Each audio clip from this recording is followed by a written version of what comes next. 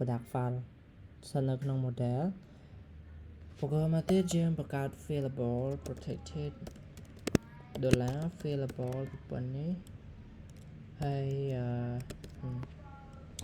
យើងធ្វើការ relationship កន្លែងនេះមានន័យថា belong to ហ្នឹងមានន័យថា money to one អញ្ចឹង product ច្រើនអាចស្ថិតនៅក្នុង category តែមួយទេអញ្ចឹងកន្លែង belong to នេះគឺ money to one ចំណែកកន្លែងនេះ protected $variable name description អូខេវា generate ឲ្យយើងយកតាមវាមកទៅអញ្ចឹងកន្លែងនេះគឺមានន័យថាម៉េចមានន័យថា one to money វិញ has money ហ្នឹងមានន័យថា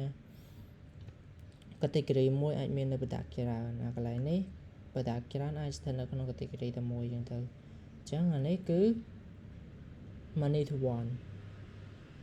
អានេះគឺ one to money អូខេហើយយើងចូលមកកាន់កន្លែងនេះឃើញថាកន្លែងនេះយើង setting cost តិចដោយសារតែបើសិនជាយើងដាក់ constraint ចេះមានន័យថាវានឹងកន្លែងនេះវានឹងចាប់ខុសដោយសារតែនៅកន្លែងនេះគឺយើងដាក់ category table នេះយើងដាក់ category វាច្រើននេះ EIS អញ្ចឹងកន្លែងនេះយើងត្រូវដាក់ EIS ដែរទៅវាស្គាល់បើសិនជាយើងចង់ដាក់អញ្ចេះវាអត់ស្គាល់ទេលុះតែយើងដាក់កន្លែងនេះមួយទៀតយើងដាក់ table លេខគេ table category អញ្ចឹងទៅវានេះវាស្គាល់ទៅនេះអញ្ចឹងយើងសាកទៅ migrate ទាំងអស់គ្នាចាំមើលវាមាន error អីទៀតអត់ migrate already exist ខ្ញុំសូមលុប table នេះចោលសិន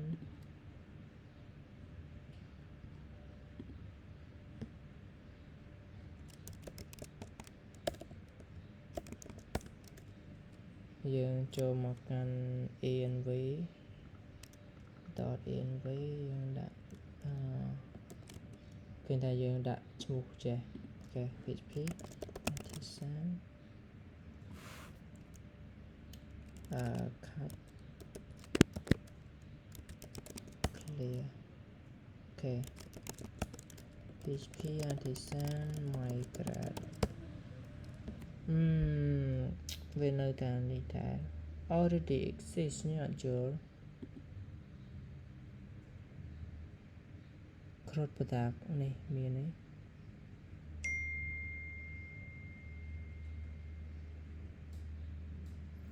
អត់ឃើញ category table category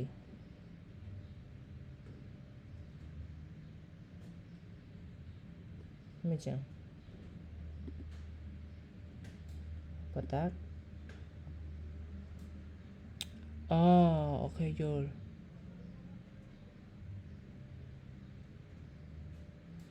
យើងត្រូវបង្កើត model category មុនទើបយើងអាចបង្កើតនៅ product តាមក្រោយឥឡូវយើងសាកសួរ AI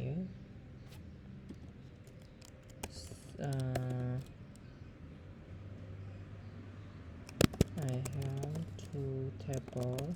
and I create table product before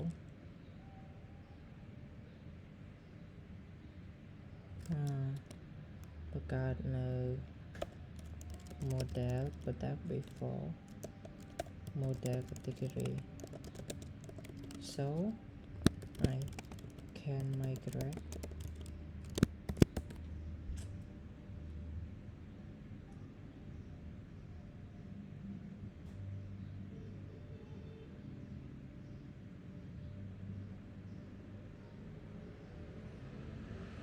អូខេដោយសារតែយើងបង្កើត product មុន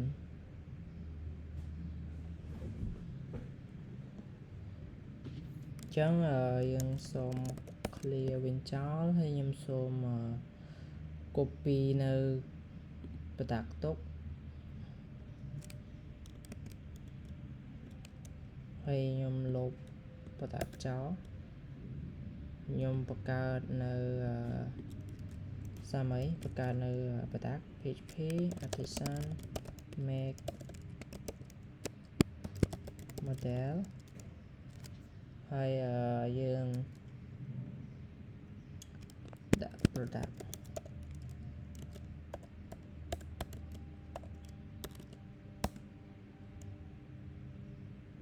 model edit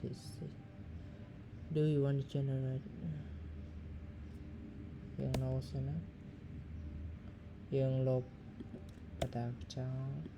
អូខេសាមអីហើយឡើយនេះយើងផាសវិញមក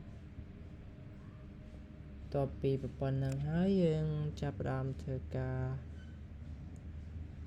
យើងចូលមកកន្លែងនេះយើងលុបអានេះចោលសិនទៅដើម្បីឲ្យវាមកថ្មីទាំងអស់វិញណា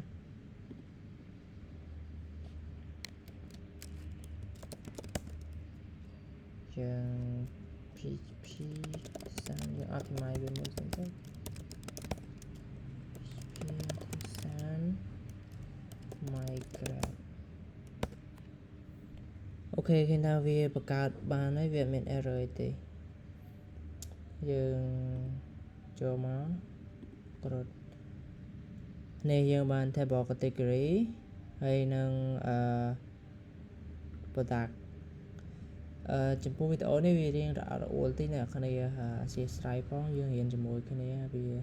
រៀងពិបាកដែរភាសាខ្ញុំខានធ្វើយូរដែរ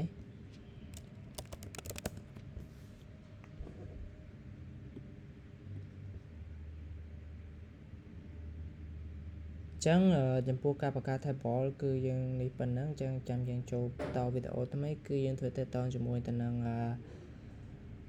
នេះហ្មង route ជាមួយនឹង view ហ្មងអូខេ